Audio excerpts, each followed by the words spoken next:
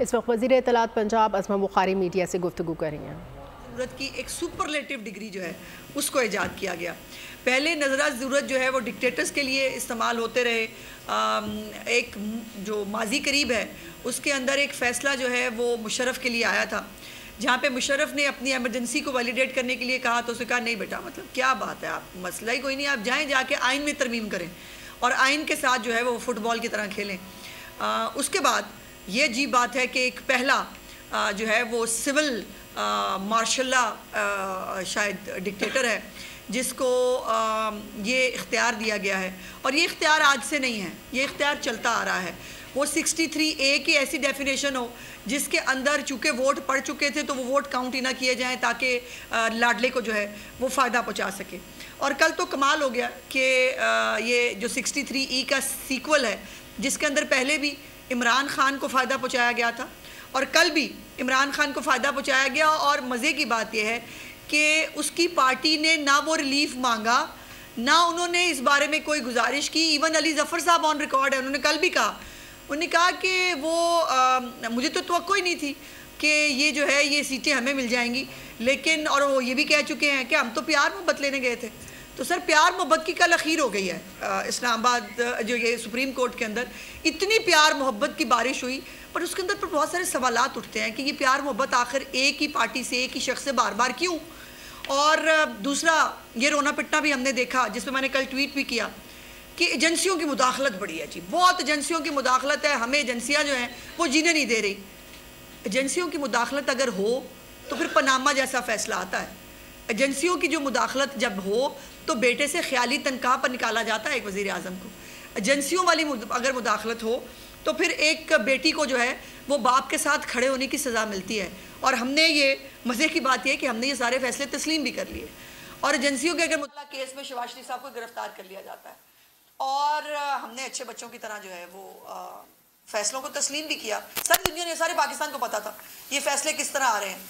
तो एक बात तो फिर कल साबित हुई कि या तो एजेंसियों की मुदाखलत थी नहीं, गलत बयानी की गई, या फिर एजेंसियों को मुदाखलत करनी नहीं आती। अब कि हमारी दफ़ा उनकी मुदाखलत बहुत अच्छी चल रही थी, अब उनसे मुदाखलत नहीं हो पा रही।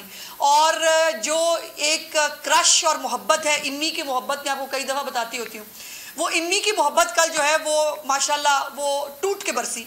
और वो हमें वो वक्त भी याद है कि जब जो है फैमिलीज़ जो है वो ऊपर बैठ कर लॉबीज़ के अंदर जो है उन्होंने पनामा का फ़ैसला सुना भी था, तालियां भी बजाई थी। और अब तो कहा भी जाता है, बहुत सारी चीज़ें भी हैं कि कुछ जलसों वलसों के अंदर भी जो है वो मौजूद होता था। तो मुझे तो यकीन माने इस एक कानून के तालिब इल्म होते हुए भी और एक डेमोक्रेट होते हुए भी कल मुझे बड़ा क्लियरली लगा कि आइन हार गया और बेगमात जीत गई।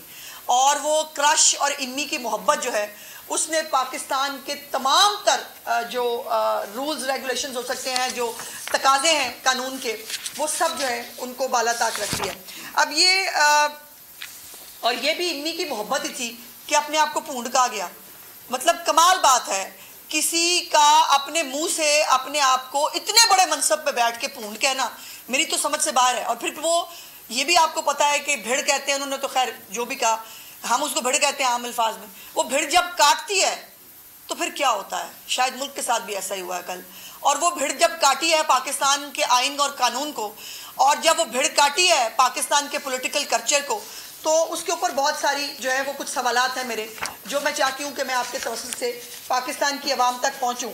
एक तो बात यह है कि कल शहबाज गिल अल मारूफ जिनको भगाया भी गया था, इस्लामाबाद हाई कोर्ट से रिलीफ मिला था मेरा ख्याल है, जिन्होंने अपने आप को पूंड का शायद उन्होंने नहीं भिजवाया था, तमाम तर जो है वो कानूनी तकाजे बाला ताक रख के, उन मौसूफ ने कल जो है वो बाकायदा एक जज साहब का, सर मैंने नहीं, शहबाज जिसके अंदर एक एक्टर है जो बाहर आ रहा है और वो नाच रहा है, और उसने ट्वीट किया कि उसने कहा इतर मिनल्ला सुप्रीम कोर्ट से बाहर आते हुए, और वो नाच रहा है वो बंदा। अब इसका मैं क्या मतलब लूँ, इसको मैं क्या कहूँ। सर जनाब जो है हमारी गर्दनें तो हाजिर है सर, पहले भी वो तलाल चौधरी हो, निहाल हाशमी हो, जो भी हो, हमारी गर्दनें तो हाजिर है। वो अलग बात है कि आपके जो है वो जब से ये अदम एतमाद की तहरीक आई थी उसके बाद से इस मुल्क में पोलराइजेशन और जो हरकत की गई कि खबरदार हमारे खिलाफ फैसला आया तो तुम्हारी ऐसी की तैसी कर देंगे। आप लोगों की जो है वो शक्लों वाले पोस्टर्स के ऊपर जूतियां मारी गई और आपके पूरे खानदानों को जो है वो मीडिया ट्रायल हुआ। और अब भी ये कहा जा रहा है, कल फवाद चौधरी साहब को मैंने सुना, मिफ्ता इस्माइल साहब को भी मैंने सुना, उन्होंने कहा देखें ना, जब आप जो है वो उनके साथ जो है वो लड़ाई होगी तो फिर वो रिएक्शन, अब लोग कह रहे हैं, मैं नहीं कह रही, कि रिएक्शनरी फैसला था। और इसके ऊपर जो है वो ये शहबाज गिल का ये ट्वीट कि अतर बिन अल्लाह साहब सुप्रीम कोर्ट से बाहर आते हुए भंगड़े डाल रहे हैं, किस बात पे, ये आप समझा दें, मैं समझाऊंगी तो फिर मतलब जाहिर है हम तो समझा ही देंगे, लेकिन समझाने की जरूरत नहीं, लोगों को समझ आ रहा है बहुत कुछ। और दूसरी बात है कि शहजाद मिर्जा साहब ने जो ये डिसीजन है इसके आने से एक रात पहले उन्होंने क्या ट्वीट किया, उन्होंने कहा जस्टिस मंसूर अली शाह स्मैश। इसका क्या मतलब है? मैं खुद कुछ नहीं कह रही, मेरे कहने की जरूरत ही नहीं है, मैं कहना ही नहीं चाहती, मैं पूछना चाह रही हूं शहजाद अकबर मिर्जा की ट्वीट का मतलब जस्टिस मंसूर अली शाह स्मैश, फैसला आने से एक रात पहले, इसका मतलब क्या है? फिर आ जाए जरा, ये फैसला 8/5 से आएगा, ये सोशल मीडिया पे एक रात पहले कैसे चला गया? ये कैसे पता लग गया सोशल मीडिया के ऊपर? कुछ बाखबर जर्नलिस्ट को, वो बाखबर जर्नलिस्ट किसके साथ अटैच थे? सुना था फैसला जो है वो आने से पहले जो है वो सीक्रेट होता है और फैसला जो है वो जब तक सुनाया ना जाए उसको पब्लिक नहीं किया जा सकता। ये फैसला कैसे 8/5 से आ रहा है ये हमें पता नहीं चला। फिर ये तो मेहरबानी है हमारी सुप्रीम कोर्ट की कि उन्होंने ये सीटें जिसके अंदर जो मांगी नहीं थी तहरीक इंसाफ ने, जो फ्रीक नहीं थी इसके अंदर, उन्होंने तहरीक इंसाफ को दे दी। और फिर मजे की बात यह है कि वो तमाम टेक्निकल गलती जो तहरीक इंसाफ ने इंट्रा पार्टी इलेक्शन से लेकर आज तक की थी, जो वकीलों को दुरुस्त करनी चाहिए थी, मुजज्जों ने दुरुस्त की बैठ के, और उन्होंने कहा कि नहीं वो आपको नहीं पता। वो कहते रहे कि जी वो सुन्नी तरीक को एफिडेविट जमा करा दिया। उन्होंने कहा छोड़े सुन्नी तरीक ने क्या एफिडेविट जमा कराए, इनको पीटीआई में लेके आए।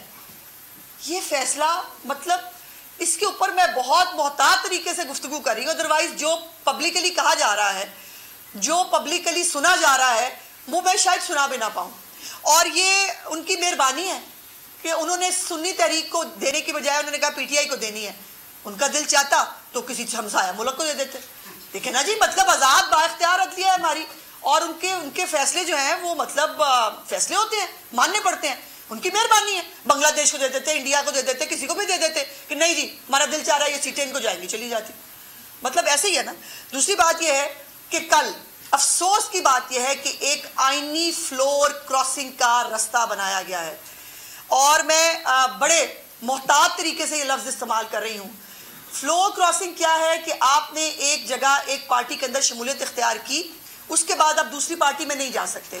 अब जो एफिडेविट्स लिख के दिए गए हैं सुन्नी तहरीक की तरफ से, जिन लोगों ने सब ने कि जी हम सुन्नी तहरीक का हिस्सा है, उनको आप कह रहे हैं नहीं, ये एफिडेविट्स को छोड़ो, रद्दी की टोकरी में डालो, पकौड़े के कागज़ हैं, जैसे वो पनामा के केस में थे, इनको फेंको, ये पकौड़े के कागज़ हैं। लेकिन आपको हम आईनी फ्लोर क्रॉसिंग की इजाज़त दे रहे हैं, आप जाएँ और आप फ्लोर क्रॉस करके आप पीटीआई में घुस जाएँ, जिसकी मैंने पहले गुजारिश की। फिर दूसरी बात यह है कि ये इलेक्शन कमीशन को जो हदायत दी गई हैं, मुझे कोई बताएगा कि इलेक्शन एक्ट की कौन सी शिकों के तहत अब इलेक्शन कमीशन ये काम करेगा।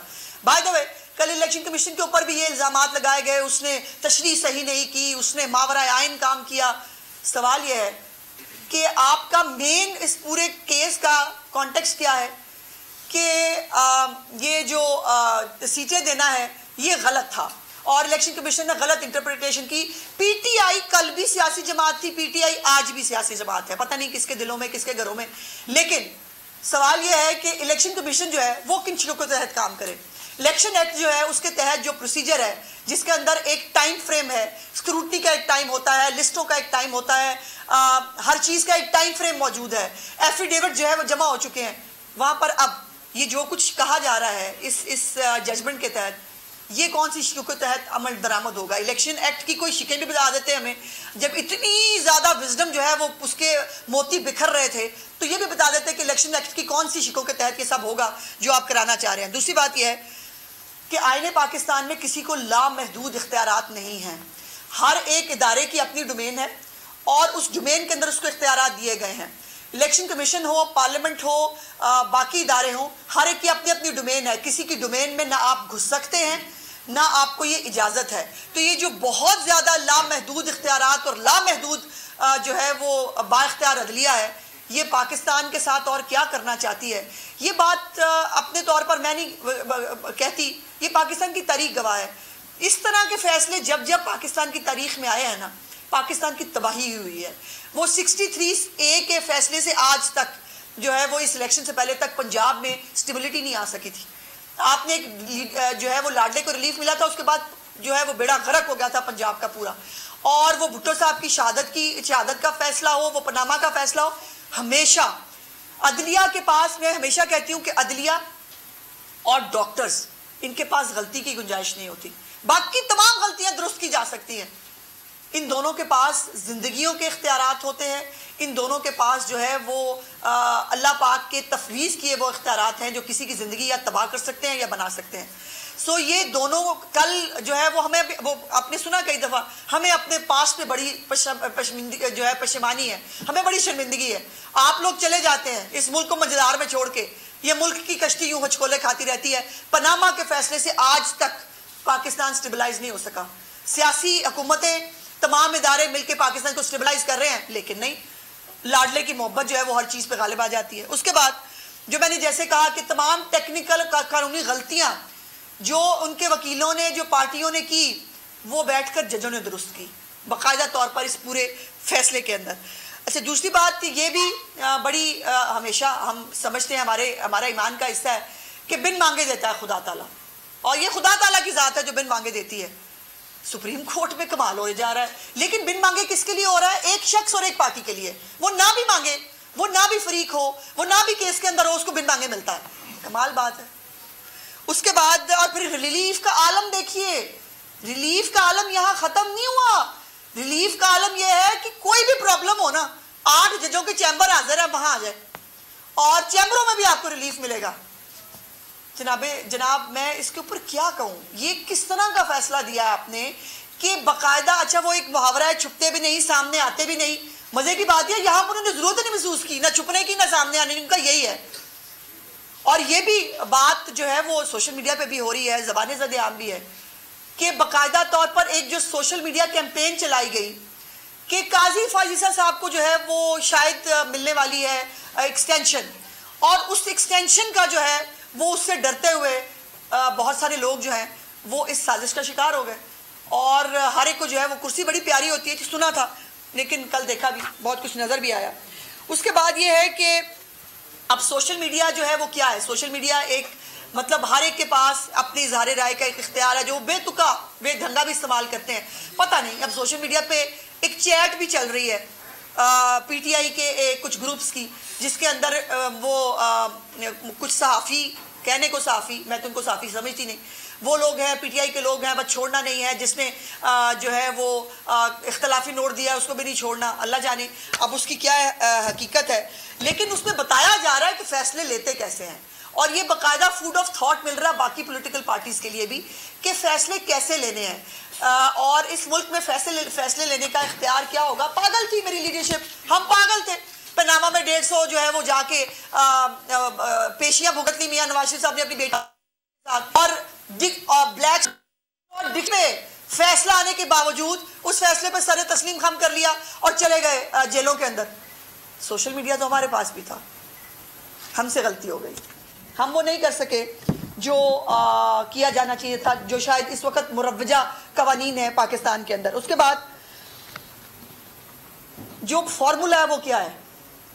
उम्मीदवार आज़ाद लड़े, एफिडेविट सुन्नी इत्तेहाद तहरीक के, लेकिन जाएंगे अब PTI में। कमाल बात है। मुझे कोई ये फार्मूला समझा देगी तो मुझे लगता है कि न्यूटन के या मसला फीसा गौरव से भी बड़ा फार्मूला है कि उम्मीदवार लड़े ज़रूर है आज़ाद, लेकिन जो है वो जाएंगे सुन्नी तहरीक में, उन्होंने दे दी अपने एफिडेविट। बट नहीं, हम नहीं मानते, आप सबको जो है वो लाइन लगाकर PTI में जाना होगा। उसके बाद किसी मुतासरा फरीक को सुना ही नहीं गया। इस पूरे केस के अंदर जो फरीक नहीं था उसको तो रिलीफ दे दिया खुद ही बैठ के, तो जो मुतासरा फरीक थे उनमें से किसी एक फरीक को इस पूरे केस के अंदर सुना नहीं गया। फिर मकबूल बहुत है, आपने वो सुना है, वो अपनी जो हमारी प्रोसीडिंग्स चल रही थी लाइव, उसके अंदर भी देखें वो एक पार्टी के जो मकबूल रहनुमा है, देखें वो एक पार्टी की जो है वो मकबूल पार्टी है, सर मकबूल तो शाहिद फतेह अली खान भी बहुत है, उस बेचारे के साथ भी बड़ा जुल्म हो रहा है, उसकी जो है वीडियोस उसको भी डिलीट कर दिया जाता है। सर उसके ऊपर भी दर्दमंदी से नोटिस ले लें, वो भी बेचारा बड़ा पॉपुलर है, उसके ऊपर तो दर्दमंदी से नोटिस नहीं होता जिस दर्दमंदी से इमरान खान के लिए और उसकी पार्टी के लिए नोटिस होते हैं। दूसरी बात यह है कि सियासी जमात के तौर पर इलेक्शन कमीशन की वेबसाइट पर आज तक तहरीक इंसाफ मौजूद है। जो फैसले में लिखा गया है और जो हमें सुनाया गया है, तहरीक इंसाफ कल भी थी, आज भी है और ता क़यामत भी रहेगी, ये बस एक जुमला रह गया। लेकिन जो ये वो आज भी वेबसाइट पे है, लेकिन वो वेबसाइट तो किसी ने देखने की वो उसकी, लेकिन तहरीक इंसाफ को चूंकि एक मुसल्लमा हकीकत बनाना था ताकि तमाम लोग वहाँ पार्क किए जा सके और ये फेवर दी जा सके, तो सुन्नी तहरीक जिसके केस में बहुत सारे लकूनास थे, सुन्नी तहरीक को इसलिए सीटें नहीं दी जानी थी। अली जफर साहब, जो आपको समझ नहीं आई मैं समझा देती हूँ, आप कह रहे समझ नहीं आई, हम तो समझ रहे थे सुन्नी तहरीक को मिलेंगी, नहीं मिल सकती थी ना, क्योंकि सुन्नी तहरीक ने इलेक्शन ही नहीं लड़ा, क्योंकि सुन्नी तहरीक ने लिख के दिया मैं इलेक्शन नहीं लड़े, क्योंकि सुन्नी तहरीक जो है उसके अपने चेयरमैन ने आज़ाद इलेक्शन लड़ा। ये तमाम टेक्निकल बातों के बाद हाल ये निकाला गया कि चूंकि सुन्नी तहरीक को तो नहीं जा सकती, तो क्या हुआ, कोई बात नहीं, एफिडेविट वापस करा के पीटीआई में पाक कराते हैं, और वो हुआ, वो आप होता हुआ देख रहे हैं। दूसरी बात ये है कि ये भी बता दें कि जो ये मैंने जैसे कहा कि विजडम के इतने फूल जो बखेरे हैं, जो पर्ल्स गिरे हुए इस वक्त पूरे पाकिस्तान में नजर आ रहे हैं, हमें नहीं समझ, तो उन्होंने क्या तस्दीक करनी है, जो लोग शामिल हो जाएं दोबारा पीटीआई के अंदर, वो तस्दीक कौन करेगा? इंट्रा पार्टी इलेक्शन तो है ही नहीं पीटीआई के, और उनका कोई चेयरमैन ही नहीं है, तो पार्टी सरबराह ने तस्दीक करनी होती है। लेकिन प्रॉब्लम यह है कि आईने पाकिस्तान में लिखा है। अब ये आईने पाकिस्तान जो जैसे कल रीराइट किया गया है, तो ये भी रीराइट करने की आपके पास गुंजाइश इस फैसले के मुताबिक मौजूद होगी कि कोई बात नहीं, सरबराह नहीं भी है, कोई बात नहीं, इंटर पार्टी इलेक्शन नहीं भी हुए। वैसे अब इस पूरे फैसले के बाद पार्टियों के सर्टिफिकेट जो जमा कराए जाते हैं, एक तो उसकी हैसियत कोई नहीं, दूसरा पार्टियों के इंट्रा पार्टी इलेक्शंस की अब कोई हैसियत नहीं, कि कोई फर्क नहीं पड़ता किस किस रूल को, किस किस कानून को, किस किस आइन की शिक को आपने पैरों तले रौंदा है, और कहां कहां पूंड लड़े हैं हमारे इस पूरे आईने पाकिस्तान की शिकों को, ये पूरा पाकिस्तान देख रहा है। अब इसकी तस्दीक कौन करेगा? मेरा ख्याल है चैम्बर चूंकि मौजूद है, वहां जाकर अगर तस्दीक करा ली जाए तो ये भी हल निकल सकता है, चूंकि बुलाया है उन्होंने, कहा है कि चैम्बर में आके ले सकते हैं मुआवनत, तो ये मुआवनत भी चैम्बर में ली जा सकती होगी यकीनन, कि अगर पार्टी सरबराह नहीं है तो तस्दीक जो है वो चैम्बर में बैठ के कर दी जाए। दूसरी बात यह है कि आपने देखा फैसले के फौरन बाद स्टॉक एक्सचेंज की हालत क्या हुई, यही है इस पूरे पाकिस्तान की हालत। जब जब लाडले की मोहब्बत में पाकिस्तान को नुकसान पहुंचाया जाता है, पाकिस्तान जब उसकी मोहब्बत में फैसले दिए जाते हैं, पाकिस्तान नीचे आके गिरता है। जो सियासी जमातें, जो इदारे SIFC है, सूबाई वफाकी हुकूमतें हैं, जो वो पाकिस्तान की आवाम की हालात बेहतर करने की कोशिश कर रहे हैं, उसको सबोताज कर दिया जाता है। जनाब बहुत सारे लोग जो है वो आते और चले जाते, कोई इंडिस्पेंसिबल नहीं होता, ना सियासतदान, ना कोई इदारों के लोग, ना सरबराह, सब लोग आते हैं, अपनी मुद्दत मुलाजमत पूरी करते हैं, चले जाते हैं। आपसे पहले वाले भी चले गए, जिन्होंने इस मुल्क के साथ खेल दिया, जिन्होंने पनामा के जरिए पाकिस्तान को डिस्टेबलाइज कर दिया, सब लोग चले जाएंगे। इस पाकिस्तान का क्या होगा, किसी ने सोचा कभी? ये पाकिस्तान को जो कल स्टॉक एक्सचेंज की हालत हुई, ये पाकिस्तान की हालत है, ये पाकिस्तान की मईशत की हालत है। पाकिस्तान को जो है उसकी इकोनॉमी को स्टेबलाइज करने के लिए हम IMF के जाके जो है वो नाक की लकीरें निकाल रहा है ये मुल्क, टैक्स लग रहे हैं लोगों के ऊपर, और उन्हीं टैक्स से आपको, मुझे, हम सबको जो है, जो हम तनख्वाहदार लोग हैं, हमें तनख्वाहें मिलती हैं, लेकिन इस मुल्क के साथ किसी को शायद कोई हमदर्दी नहीं। लेकिन हमदर्दी और प्यार जो है वो सिर्फ इन्हीं का है इस मुल्क के अंदर, और वही चलेगा। बात है तो क्या हमारा केस आईनी तौर पर नहीं बनता था, प्यार मोहब्बत हो जाए तो एक और बात है। तो सर प्यार मोहब्बत की अखीर देखी है हमने कल, इतनी प्यार मोहब्बत तो सोनी माहीवाल और लीर राजा की जो है वो स्टोरियों में भी नहीं थी, जितनी मोहब्बत हमने प्यार मोहब्बत कल सुप्रीम कोर्ट में देख ली है, कि जो फरीक नहीं था, जिसने मांगा नहीं, उसने कहा कोई बात नहीं। देखें, जब आप मोहब्बत मांगी है, मोहब्बत तो उसकी बारिश ही होती है, मोहब्बत थोड़ी बहुत तो चलती नहीं है। दूसरी बात यह है कि पनामा से अकामा निकला था, अब यहाँ सुन्नी तरीके के अंदर से PTI निकल आई है, और ये पाकिस्तान की तारीख के दो बड़े अहम वाकयात है। पनामा में से अकामे का निकलना, जिसके अंदर एक वजीर आजम को बाकायदा एक साजिश के तहत जो है वो निकाल दिया गया, और यहां पर सुन्नी तहरीक के अंदर से पीटीआई निकल आई, चूंकि एक साबिक वजीर आजम जिसको तहरीक अदम एतमाद के बाद निकाला गया था, उसको दोबारा किसी तरह जो है वो पावर कॉरिडोर्स के अंदर लाया जाए। तो फर्क साफ जाहिर है जनाब स्पीकर, ये एक को निकालना था, दूसरे को लाना था, और ये कोशिशें आज भी जारी हैं। एंड पे मैं सिर्फ इतनी बात जो है वो करना चाहती हूँ कि जिन लोगों ने अपने अपने कागजात नामजदगी के अंदर तहरीक इंसाफ को जो है वो कैंडिडेट लिखा, अब उनको तो मेरा ख्याल है टिकट की जरूरत वैसे भी नहीं होती। जैसे मैंने कहा कि टिकट की जरूरत को तो खत्म कर दिया गया है, कोई फर्क नहीं पड़ता। अब मेरा सवाल यह है कि यहाँ पे भी समझा दें, आपको ये पता है कि तहरीक इंसाफ के नाम पे बहुत सारे लोगों ने हर एक कॉन्स्टिट्यूंसी में इलेक्शन लड़ा। तहरीक इंसाफ के 3-3, 4-4 गिरोह कह रहे थे कि जी हम तहरीक इंसाफ हैं, हमने इलेक्शन लड़ा। अब आपने कैसे फैसला कर लिया कि जो जीता हुआ उम्मीदवार है सिर्फ वही पीटीआई का है? ये फैसला जनाब इस जजमेंट में कैसे आ गया कि जो जीते हुए हैं सिर्फ वही तहरीक इंसाफ के कैंडिडेट है, बाकी जिन्होंने कहा है कि हम तहरीक इंसाफ के कैंडिडेट हैं वो तहरीक इंसाफ के कैंडिडेट नहीं है?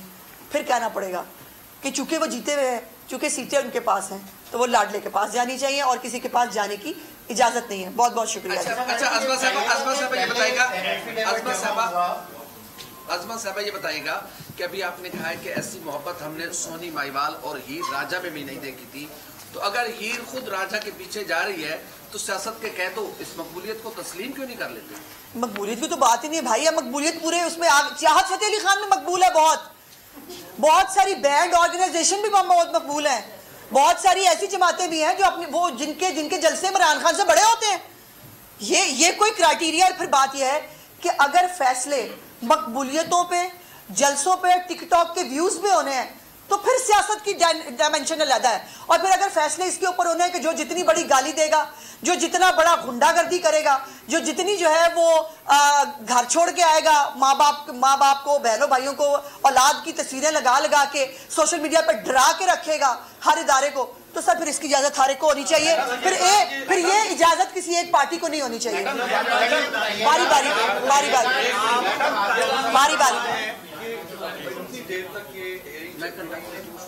जो बादशाह थे वो नोटिफाई किए गए उनकी तरफ से ऑब्वियसली जिन जमातों के थे उन जमातों के वकला भी पेश होना चाहिए था, लेकिन वो क्यों साबित नहीं कर सके कि ये ना तो पार्टी है और ना ही ये इसका इलेक्शन हुआ है और फिर सुप्रीम कोर्ट पार्टी भी नहीं। देखिए, साबित होना और माने जाने में फर्क होता है राव साहब, ये बात समझने की कोशिश करें। मतलब जब आप ऐसे उसके ऊपर बैठे हैं कि जब आप कुछ भी फैसला दे सकते हैं, मैंने कहा ना फैसला तो ये भी आ सकता था कि ये सीटें बांग्लादेश को दे देते ना, फैसला तो आए ना था। बात है कि मानने में और प्रूव करने में फर्क होता है, जरा उम्र का बनता है। 8 जजेस का मसला नहीं है, बाकी 3 जो जजेस हैं जिसमें मंदोखेल साहब है और काजी फायज ईसा साहब है, जिसमें याया अफरीदी है, उनका भी स्टांस यही है कि सीटें पाकिस्तान तहरीक इंसाफ को जानी चाहिए। आपने भी प्रेस कॉन्फ्रेंस की और कल भी प्रेस कॉन्फ्रेंस की कि शायद वो क्रश है, तो क्या ये काजी फायज ईसा साहब के भी क्रश हो गए? एक सवाल। दूसरा सवाल, 13 जजेस इस बात के ऊपर मुत्तफिक हैं कि इलेक्शन कमीशन ने गलत इंटरप्रिटेशन की। क्या मुस्लिम लीग नून इलेक्शन कमीशन की कारकर्दगी को अप्रिशिएट करती है या सुप्रीम कोर्ट के इस मुताबिक की बुनियाद पे आप भी उनके खिलाफ जाएंगे कि आपने एक आईनी इदारे की गलत तशरीह की? देखिए, पहली बात तो ये है कि जहां तक क्रश की बात है, जब जो कुछ काजी फाजिसा के साथ कल परसों रात तक भी हो रहा था ना, उनके बाकायदा उनके नामों के साथ जो कैंपेन चलती है, तो भाई हर शरीफ आदमी शायद जो है वो मजबूर भी होता है, हर शरीफ आदमी जो है वो गुंडों से डर भी जाता है। और ये जो फैसला बाकायदा तौर पर एक प्लानिंग के तहत जो अब हमें नज़र आ रहा है, जिसमें मैंने बहुत सारे कानूनी और आइनी सवालात उठाए हैं, इस तरह लाने की ज़रूरत नहीं, मुझे पता है मैं क्या कह रही हूँ। और जो ये बातें जो सामने हो रही थी, देखिए अब तो बातें ये भी हो रही हैं कि जो मैंने सवाल उठाए आपसे लाने की बजाय अगर मुझे ये बता दें कि रात को आप तक फैसला कैसे पहुंच गया था कि 8-5 से आ रहा है, हुकूमत को तो नहीं पता था, हमें तो नहीं पता था। ये जो है जस्टिस मंसूर अली शाह स्मैश अकबर मिर्जा कैसे कर रहा था, उस पर सारा लाए, इस पे सारा लाए कि शहबाज गिल जो है वो अतर मिनल्ला का नाम लेके कह रहा है सुप्रीम कोर्ट से बाहर आते हुए डांस करते हुए। इसका जवाब आपने देना, मैंने नहीं। और दूसरी बात, इलेक्शन कमीशन अपना जवाब खुद दे सकता है, लेकिन इलेक्शन कमीशन की वेबसाइट पर आज भी तहरीक इंसाफ एक सियासी पार्टी के तौर पर मौजूद है। कि उन्होंने कल कहा भी तो फिर मुझे सवाल ये है कि या आपको पता नहीं था या आपने खुद जो है ये कैसे लिख दिया, ये हमसे पूछना है।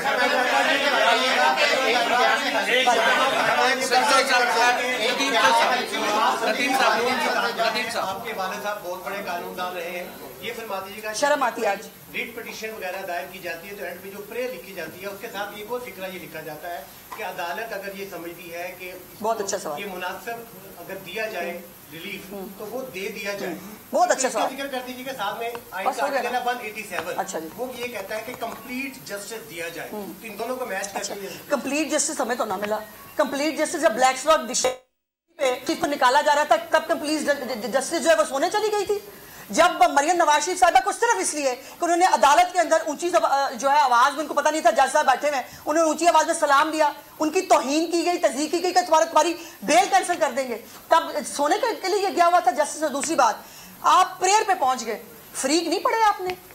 फ्रीक भी होते हैं भाई, जो पिटीशन डाली जाती है ना उसमें फ्रीक होते हैं। ये डिफेंडेंट है, ये प्लेंटिफ है और ये प्रेयर है। जो प्रेयर जिसने जो प्लेंटिफ नहीं, जिसने मांगा ही नहीं, जो कोर्ट में गया ही नहीं, उसको बता देंगे कौन से कानून के तहत जो है रिलीफ मिलता है। ये मुझे अगर आप गाइड कर दें, मैंने तो ये कानून और आइन हमें तो समझ में नहीं आ रहा। ये सिर्फ इनकी की मोहब्बत है जो हमें नजर आ रही है और तो कुछ भी नजर नहीं आ रहा है। ऐसे ना किया करो महबूब साहब, ऐसे ना किया करें प्लीज, सीनियर भी हैं प्लीज जी। इसके बाद जी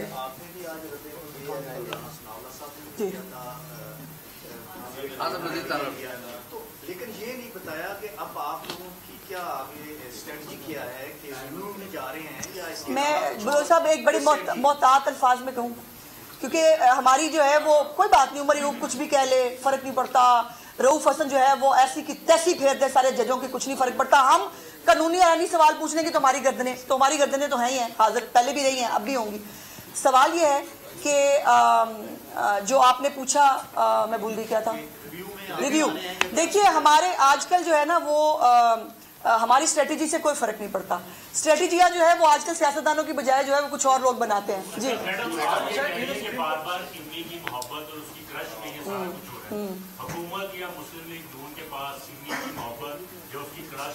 मोहब्बत दिलों से नहीं निकाली जा सकती, मोहब्बत वो दिलों से नहीं निकाली जा सकती जो धरनों में भी नजर आती हो, जो जलसों में भी नजर आती हो, जो एहतजाजों में भी नजर आती हो, और जो है जब एक 3 दफा के इलेक्टेड प्राइम मिनिस्टर को जब पनामा से अकामा निकाला जाता हो तो वो लॉबियों में भी नजर आती है। फैसला आया है जिस पर मुस्लिम नून अपना पार्टी इजलास बुला रही है, इस पर लाइन अमल इख्तियार करेंगे आप? देखिए पार्टी इजलास तो किसी वक्त भी हो सकता है। पार्टी इजलास जो है वो अब पार्टी इजलास की बजाय नहीं, इस मुल्क का इजलास होना चाहिए और एक दफा बैठ के तय कर लेना चाहिए कि भाई हम इस मुल्क में करना क्या चाहते हैं। क्या इस मुल्क में फसाद, जलाओ गिराओ, एक दहशत गर्दों को पैटर्नाइज करने की, उनको जो है वो जेलों से उठा के उनको जो है वो मुख्तलिफ जगहों पर प्लेस करने की ज़रूरत होनी चाहिए या नहीं होनी चाहिए, ये पूरे मुल्क को फैसला करना है। मुस्लिम लीग नून जो है उसने ठेका नहीं लिया हुआ, इस मुल्क की तबाही कर दो, फिर मुस्लिम लीग नून आए, वो अपना वोट बैंक भी खराब करे, वो जो है वो इस मुल्क को ट्रैक पे लाने की कोशिश भी करे, फिर इल्जामात भी उस पर लगे और जेलों में भी सिर्फ हो जाए। यही बात करनी है